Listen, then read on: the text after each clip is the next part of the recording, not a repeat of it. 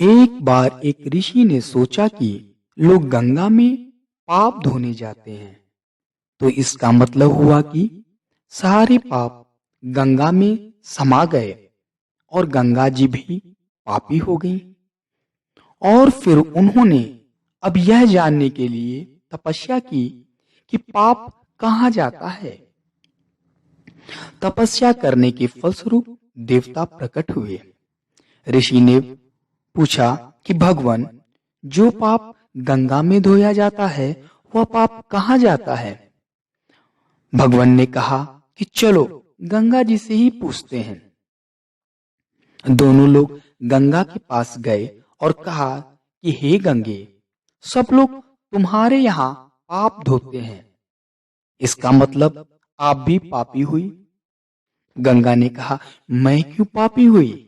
मैं तो सारे पापों को ले जाकर समुद्र को अर्पित कर देती हूँ। अब वे लोग समुद्र के पास गए और कहा, हे सागर, गंगा जो पाप आपको अर्पित कर देती है, तो इसका मतलब आप भी पापी हुए। समुद्र ने कहा, मैं क्यों पापी हुआ? मैं तो सारे पापों को लेकर भाप बनाकर बादल बना देता हूं।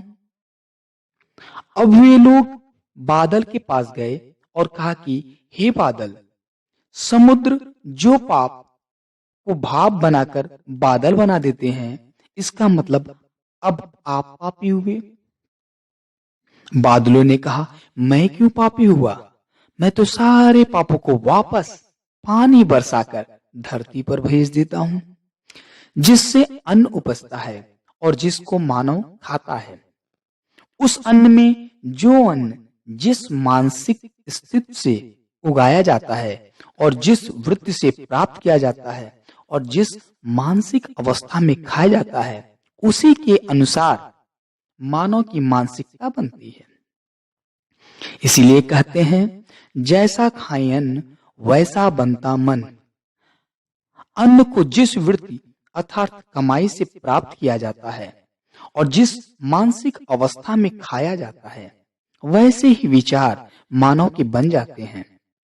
इसलिए सदैव भोजन शांत अवस्था में पूर्ण रुचि के साथ करना चाहिए और कम से कम अन्न जिस धन से खरीदा जाए वह धन भी श्रम का होना चाहिए। जय श्री कृष्णा।